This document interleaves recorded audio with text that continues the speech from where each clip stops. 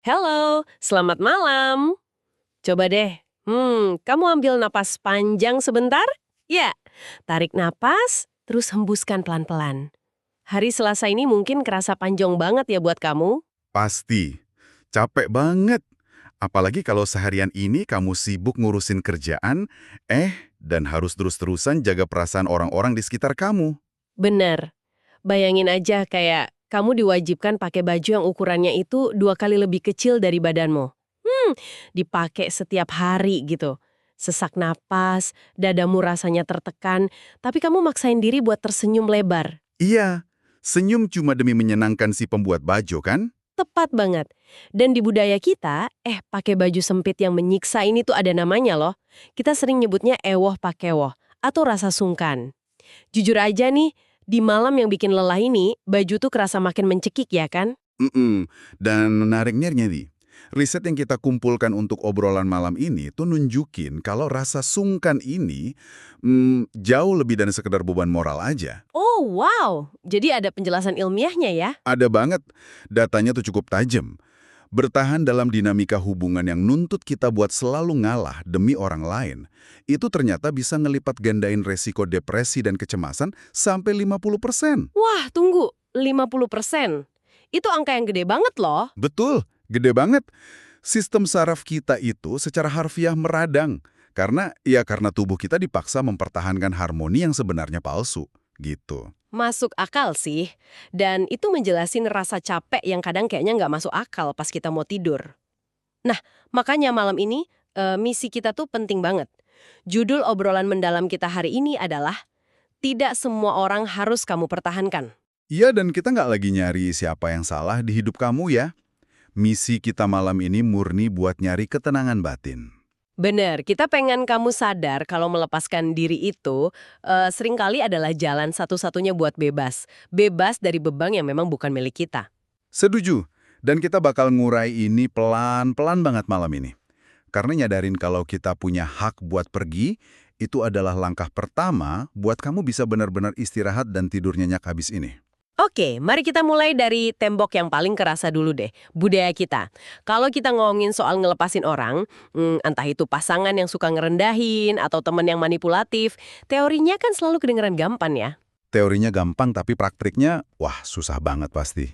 Nah itu dia, di Indonesia ini kalau kita coba bikin batasan atau ambil jarak, kita tuh jarang banget dirayain sebagai orang yang dewasa secara emosional. Malah seringnya dilabelin egois, pemutus silaturahmi, atau malah durhaka. Gimana tuh penjelasannya dari sisi psikologis? Gini, benturan itu terjadi karena kita sering pakai kacamata psikologi barat buat ngobatin luka di masyarakat kita, masyarakat timur. Maksudnya beda cara pandang gitu ya? Betul. Kalau di barat yang individualis, mandiri dan bikin batasan itu dianggap pencapaian. Tanda kedewasaan lah. Tapi kan kita tumbuhnya di struktur yang kolektif ya. Kebersamaan itu segalanya. Iya bener, privasi aja kadang nyaris nggak ada kan di keluarga kita? Nah, itu dia.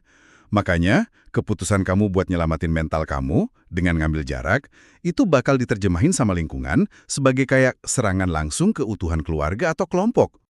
Jadi pas kita milih buat nelan sakit hati sendirian, milih ngalah daripada jujur, itu bukan karena kita penakut ya, tapi lebih karena tekanan budayanya yang seberat itu. Tepat banget.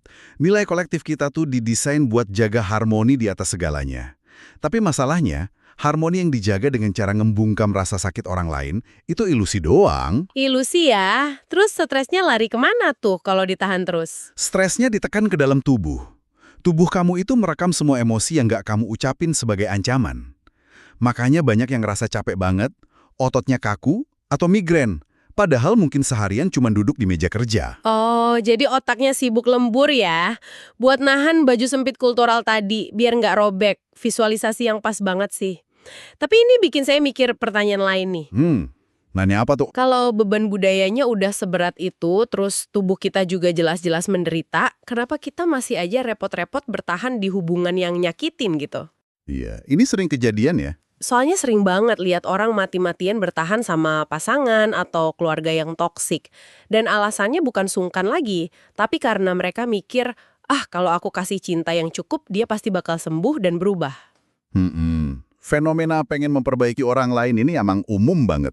Dan sayangnya, ini tuh salah satu jebakan yang paling ngerusak mental kita. Jebakan gimana maksudnya? Riset nunjukin kalau orang yang ngerasa bisa ngerubah pasangannya, itu sering tanpa sadar lagi berhadapan sama orang yang punya karakter dark triad. Tunggu, dark triad. Itu kedengarannya kayak istilah dari film-film kriminal gitu. Emang di keseharian wujudnya kayak apa? Kedengarannya serem ya, tapi dark triad itu intinya kombinasi kepribadian manipulatif. Di dunia nyata, mereka nggak kelihatan kayak penjahat film. Justru mereka ini biasanya karismatik banget. Oh, yang manis banget di awal itu ya? Benar, mereka biasanya mulai dengan fase yang namanya love bombing. Kamu bakal dihujani perhatian, pujian, afeksi yang intens banget. Otak kamu langsung ngerespons itu dengan ngeluarin dopamin. Hormon bahagia itu ya? Iya, jadi kamu ngerasa kayak orang paling penting dan paling dicintai sedunia. Pantesan susah lepas, dari awal otak kita udah diretas duluan sama mereka. Persis. Tapi, begitu kamu udah mulai terikat nih secara emosional, pelan-pelan mereka mulai narik lagi afeksi itu. Mereka mulai ngeritik hal-hal kecil, ngerendahin kamu, atau gaslighting. Oh, yang suka mutar-balikan fakta itu ya? Bikin kita ngerasa kita yang salah. Betul banget. Terus mereka mulai ngontrol, kamu boleh main sama siapa aja. Dan di titik ini, otak kita tuh kayak kecanduan. Jadi kita terus nyari sensasi dopamin pas awal-awal jadian dulu. Padahal sekarang yang disuapin cuma racunnya. Dan disinilah alasan kenapa risiko depresi bisa melonjak drastis. Bayangin kamu harus jalan pelan-pelan di atas cangkang telur setiap hari, takut bikin dia marah. Capek banget pasti mentalnya. Terus secara medis apa yang terjadi di tubuh kita? Amigdala kamu, atau pusat rasa takut di otak, itu jadi aktif terus-terusan. Tubuh kamu terus memompa kortisol, hormon stres. Normalnya kan kortisol buat lari dari bahaya sebentar aja ya. Iya, kayak pas dikejar anjing gitu kan? Nah, bener. Tapi kalau alarm bahaya ini nyala 24 jam sehari, dia bakal merusak jaringan saraf. Gula di otak terkuras, dan siklus tidur kamu hancur. Tubuhmu secara harfiah kayak kebakar dari dalam. Ya ampun, brutal banget ya mekanisme biologi cuma gara-gara sebuah hubungan. Tapi ngomong-ngomong, kenapa kita bertahan ada satu temuan di makalah kita yang bikin sedih banget sih? Oh, yang soal konteks spesifik di Indonesia itu ya? Iya, soal mahasiswa dan fenomena fatherless atau hilangnya figur ayah, banyak banget anak muda kita yang maklum sama kekerasan emosional karena mereka nggak tahu itu salah. Coba deh jelasin, kenapa ini bisa merusak radar mereka soal hubungan yang sehat? Ini emang akar dari banyak luka ya. Pas seorang anak tumbuh tanpa figur pelindung, entah ayahnya nggak ada atau ada tapi kasar dan dingin, anak ini tuh nggak punya contoh. Nggak punya standar gitu ya, figur pelindung itu harusnya kayak apa? Bener, di bawah sadar mereka, otak tuh menyamakan cinta dengan pengabaian, ketidakkonsistenan atau rasa sakit. Buat mereka, itu tuh normal. Mereka justru ngelihatnya sebagai bukti cinta yang menggebu-gebu, karena sistem saraf mereka tuh ngerasa familiar banget sama kekacauan kayak gitu. Padahal itu red flag banget ya. Iya, mereka kan nggak pernah ngerasain cinta yang tenang dan aman di rumah. Jadi kalau kamu punya trauma ini, nyoba ngerubah pasangan yang manipulatif itu, ya ibarat nambal bendungan jebol pakai plester luka yang kecil itu loh. Bakal kesapu arus habis-habisan ya kita.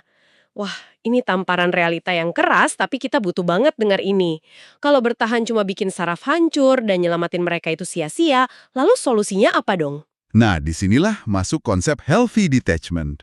Ya, tapi jujur nih, kalau dengar kata melepaskan, yang kebayang tuh kita jadi manusia dingin, apatis, yang mati rasa. Bukannya itu malah berlawanan sama sifat kita yang penuh kasih sayang? Ini salah paham yang paling sering bikin orang takut buat ngelepasin. Healthy detachment itu, atau pelepasan dengan cinta, sama sekali bukan berarti kamu jadi tembok es atau mati rasa. Oh, jadi kita tetap boleh peduli? Tetap peduli dong, tapi intinya tuh kita mengembalikan tanggung jawab emosional ke pemilik aslinya. Kamu berhenti mengambil alih tanggung jawab atas perasaan dan tindakan orang lain. Coba deh kita pakai analogi biar yang dengerin di rumah makin gampang nangkepnya. Misalnya gini, saya lihat orang yang saya sayang lagi berdiri di tengah badai hujan yang deres banget. Oke, terus insting lamamu bakal nyuruh ngapain? Kalau pakai insting budaya kita yang suka nyelamatin, saya pasti bakal lari keluar. Ikut hujan-hujanan, mayungin dia, sampai akhirnya saya ikutan sakit paru-paru dan kita berdua masuk rumah sakit. Analogi yang pas banget. Terus, kalau pakai konsep healthy detachment, skenarionya berubah gimana? Mungkin saya bakal milih tetap berdiri di teras rumah saya aja, yang kering dan hangat. Saya mantau dia dari jauh, saya bisa teriak, aku siapin handuk sama teh hangat nih, kamu mau berteduh. Tapi kamu nggak melangkah keluar dari teras itu kan? Bener banget, saya biarin dia ngerasain dinginnya hujan. Karena itu kan konsekuensi dari keputusan dia sendiri buat berdiri di situ. Saya tetap sayang, tapi nggak ngebiarin badannya dia itu ngehancurin rumah saya. Wah, visualisasi berdiri di teras itu tuh ngedeskripsiin persis apa yang terjadi di saraf kamu loh. Masa sih? Gimana tuh proses biologisnya? Pas kamu milih diam di teras, kamu ngasih izin ke sistem saraf otonom kamu buat pindah gigi. Keluar dari mode bertempur yang bikin jantung deg-degan itu masuk ke mode istirahat. Mode parasimpatik ya istilah medisnya. Iya, mode di mana tubuh bisa rileks dan nyerna keadaan dengan tenang. Kamu memutus aliran hormon stres tadi. Wow, jadi ngambil jarak itu kayak neken tombol pause ya buat tubuh kita. Berhenti nyelamatin orang dari masalah yang dia bikin sendiri. Baru diomongin aja rasanya udah lega kan?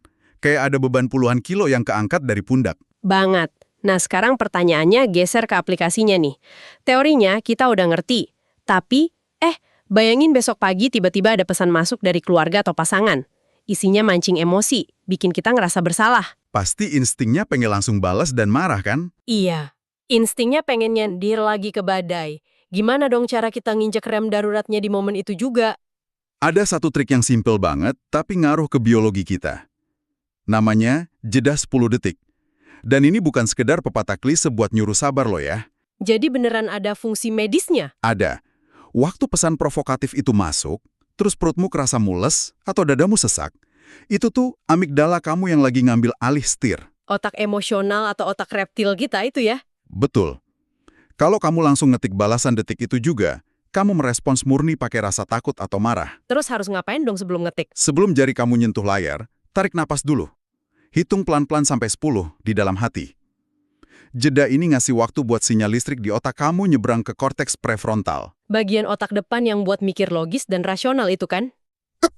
DPS 10 detik itu ibarat jembatan buat nyari kepala dingin. Wah, 10 detik doang buat manggil akal sehat, aplikatif banget sih. Tapi, pas 10 detiknya habis dan kita tetap harus balas pesan itu, gimana caranya kita nolak atau bikin batas tanpa kelihatan kayak ngajak berantem? Mengingat budaya sungkan kita kan benci banget sama konflik. Kita bisa pakai teknik komunikasi klinis yang namanya I statement atau pernyataan saya. Beda ya sama ngomong biasa? Beda. Masalah utama pas kita berantem itu, refleks kita selalu pakai pernyataan kamu. Kayak, kamu tuh egois banget sih. Atau, kamu tuh selalu mancing masalah. Oh iya, dan kalau digituin orang pasti langsung defensif ya, langsung pasang tembeng. Benar. Makanya obrolannya langsung berubah jadi debat kusir soal siapa yang paling banyak berkorban. Solusinya, ubah fokus kalimatnya ke pengalaman di dalam diri kamu sendiri. Contohnya kayak gimana tuh? Soal kondisi badan dan hati kita aja. Betul. Itu batasan yang tegas, tapi hampir mustahil buat didebat. Siapa juga yang mau ngebantah apa yang lagi kamu rasain kan? Iya, elegan banget caranya. Ngeser fokus dari nyerang jadi cuma laporan internal, bikin kita terbebas dari rasa bersalah. Tapi nih, gimana kalau kejadiannya udah lewat? Maksudnya udah terlanjur berantem tadi sore? Iya, malam ini pas teman-teman pendengar kita lagi rebahan mau tidur, dadanya mungkin masih sesak keingat kejadian tadi. Atau badannya masih tegang. Ada nggak trik buat ngeretas sistem saraf biar malam ini bisa tidur lelap? Ada satu teknik yang sering banget dipakai di literatur trauma. Dan ini gampang banget, bisa dilakuin sambil rebahan sekarang. Namanya butterfly hug atau pelukan kupu-kupu. Oh, ini simulasi bilateral itu ya? Yang aktifin otak kiri dan kanan barengan? Tepat banget. Yuk kita cobain bareng-bareng sekarang. Buat kamu yang lagi rebahan dan dengerin kita malam ini, coba pelan-pelan silangkan kedua tanganmu di depan dada. Oke, disilangkan ya tangannya. Terus taruh telapak tangan kananmu di pundak kiri, dan telapak tangan kirimu di pundak kanan. Kayak lagi meluk diri sendiri gitu. Sudah, terus gimana? Nah, sambil tarik napas yang lambat, coba tepuk-tepuk pundakmu pelan-pelan. Bergantian, kiri kanan, kiri kanan. Kiri kanan, kiri kanan. Wah, ini sensasinya aneh tapi enak banget ya. Iya, pertahankan ritmenya. Gerakan menyilang ini tuh ngirim sinyal rasa aman menyeberangi kedua sisi otak kamu. Tepukan ini secara fisik niru irama detak jantung ibu pas kita masih di kandungan dulu. Jadi ini ngasih tahu amigdala kita kalau ancamannya udah lewat gitu. Betul. Kamu ngasih tahu tubuhmu kalau kamu aman malam ini. Tubuhmu langsung pindah ke mode parasimpatik tadi. Nyaman banget rasanya, kayak ditenangin dari dalam. Nah, buat ngunci rasa tenang ini sampai besok pagi, ada satu lagi syaratnya. Jangan lupa batasi paparan digital kamu malam ini. Wah, ini setuju banget. Filter notifikasi ya. Benar. Kalau ada nama tertentu di WhatsApp atau sosmed yang cuma lihat namanya aja bikin perutmu mulas, arsipkan aja dulu pesannya. Bisukan notifikasinya. Menjaga apa yang masuk ke mata kita itu bentuk proteksi diri yang paling dasar. Betul 100%. Kita udah capek-capek ngebangun teras yang hangat, ya masa kita biarin badannya masuk lewat layar HP kan? Iya. Ruang digital itu perpanjangan dari mental kita loh. Obrolan kita malam ini bener-bener mengurai banyak banget lapisan. Dari budaya sungkan yang ngebungkem kita, biologis kita yang rusak gara-gara hubungan toksik, sampai cara ngebangun jarak yang sehat. Nah, sebelum kita tutup, ada nggak satu pesan terakhir yang esensial banget buat diingat? Ada satu kepingan terakhir yang sering bikin orang mandat, yaitu soal memaafkan. Orang sering salah paham, ngerasa kalau kita memaafkan orang yang nyakitin kita, berarti kita membenarkan perbuatan dia. Seolah-olah kita bilang, oh ya udah nggak apa-apa kamu nyakitin aku. Gitu ya. Iya, makanya banyak yang nolak buat memaafkan. Mereka nyimpen marah terus, karena ngerasa itu bentuk keadilan buat diri mereka sendiri. Padahal nyimpen marah itu capek ya. Banget, bahwa kemarahan tiap hari itu ibarat kamu yang minum racun, tapi berharap orang lain yang mati. Memaafkan itu sebenarnya murni keputusan buat memotong tali jangkar yang ngikat kamu di kapal mereka yang lagi tenggelam. Kita nggak ngapus kejadian buruknya, tapi kita nyabut kuasa mereka atas perasaan kita hari ini. Wah, betul. Fase akhirnya adalah kebebasan emosional yang benar-benar murni. Kebebasan emosional murni, itu esensi dari semua obrolan kita. Ternyata kedewasaan itu bukan diukur dari seberapa kuat kamu nahan hancur karena mikul beban orang lain. Kedewasaan itu pas kamu bisa mencintai tanpa ngorbanin kewarasan kamu sendiri. Mm-mm. Membiarkan orang lain bertanggung jawab atas hidupnya sendiri adalah bentuk cinta yang paling jujur loh. Dan kita kan nggak bisa ya menuang air dari gelas kita yang udah kosong. Betul. Jadi pastikan isi gelasmu sendiri dulu. Jadi buat kamu yang lagi dengerin, sebelum kamu benar-benar menjamkan mata malam ini, coba renungkan ini baik-baik. Kalau selama ini setiap hari kamu ngabisin energi buat mastiin orang lain gak jatuh, malam ini coba tanya ke diri kamu sendiri. Lalu siapa yang lagi memastikan kamu tetap berdiri tegak? Mungkin ini saatnya ngelepasin mereka belajar dari hidupnya, biar kamu bisa kembali memeluk dirimu sendiri.